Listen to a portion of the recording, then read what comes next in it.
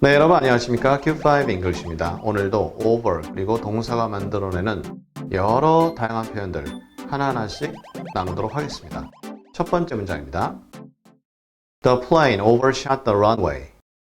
그 비행기가 runway 하면 활주로죠. 이착륙하는 곳인데 그곳을 overshoot 과거형을 썼지만요.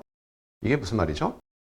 원래 쏜다, 비행기가 제가 알기로는 착륙할 때 엄청난 속도로 알고 있습니다. 그런데 그 속도니까 거의 총알 쏘듯이 휙 이렇게 되는데 overshoot 했다면 비행기가 착륙해서 뚝 내려가서 어디서 멈춰야 되는데 멈추지 않고 계속 갔다는 얘기입니다. 즉 끝 지점보다 더 갔다. 만약 더 간 곳이 바다라면 바다로 퐁 빠지는 거죠. 이럴 때 overshoot는요. 의도와는 무관하게 그냥 그렇게 돼버린다 그런 뜻이 강합니다. 비행기 조종사가 일부러 비행기를 활주로에서 멈출 지점보다 더 가게 한다. 조금 무리가 있죠. 그런데 그 다음 문장 보시면 더 확실하게 이해가 되십니다. Once infections overshoot, our strategy will instantly fall apart. once 한 다음에 조동사 쓰면 일단 뭐뭐 하면인데요. 감염들이 전염병 같은 개념이죠. 이것들이 overshoot 한다. 아마도 정부라든가 방역당국에서 이때까지 유행하다 어느 정도가 되면 유행이 사라지고 면역성도 생기고 그렇게 예상을 했습니다. 그런데 그것을 넘어서서 계속 전염병이 극성을 부립니다. 그렇게 되면 우리의 전략, 뭐가 됐든 간에 아무런 효과가 없는 무용지물이 돼버리죠.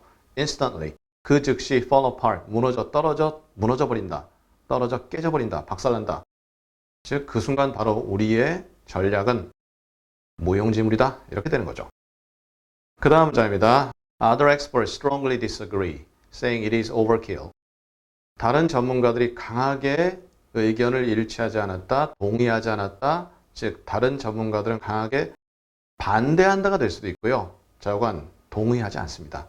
사실은 반대하다의 의미가 강할 거예요. 그런데 뭐라고 말하면서 이렇게 뒤에 붙여버리면 됩니다.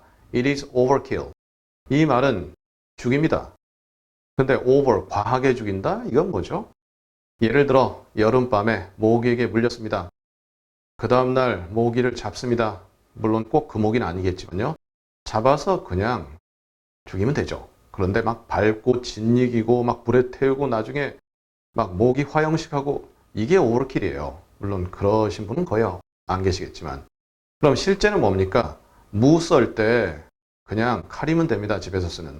근데 무사들이 쓰는 긴 아주 날카로운 장검으로 무를 썬다.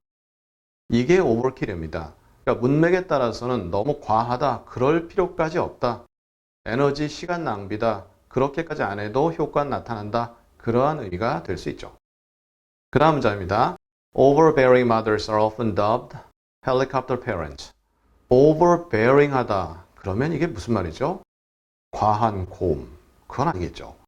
bear가 여러 뜻 중에 힘, 영향력을 발휘하다 그런 의미가 있습니다. 그러면 과하게 영향력을 발휘하는 엄마. 그게 뭐죠? 자녀에게 이래라 저래라 완전 자녀가 자기가 원하는 대로만 하게끔 하는 거죠.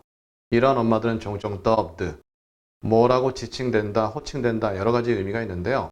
원래 dub이라는 게 자기를 수여한다 할 때 쓰는 표현인데 그렇게 불린다, 그런 이름이 붙여진다 그렇게 할 수 있죠.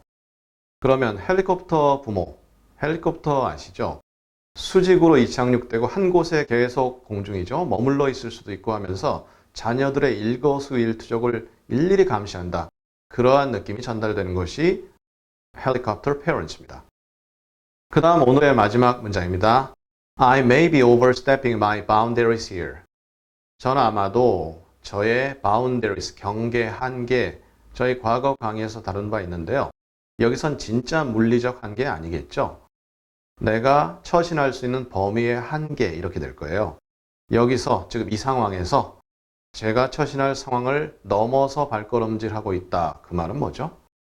죄송하지만 제가 주제넘게 참견하는 것일 수도 있는데요. 이 말이죠. 즉 자기의 권한, 자기의 권리, 자기가 행동할 한계를 넘어서서 다른 일에 참견한다. 그럴 때 쓸 수 있는 표현이 되는 거죠. 자, 이렇게 해서 오늘도 over 그리고 동사가 만들어내는 여러 생활 표현들 나누어 봤습니다. 물론 이것이 끝이 아니겠죠. 더 있겠지만 일단 잠시 멈추고요. 우리 다음 시간에는 직원을 의미한 단어들이 영어에 여러 단어들이 있습니다. 그 중에 우리가 아주 익숙한 employee, staff, 그리고 staffer 어떤 차이가 있는지 알아보도록 하겠습니다. 감사합니다.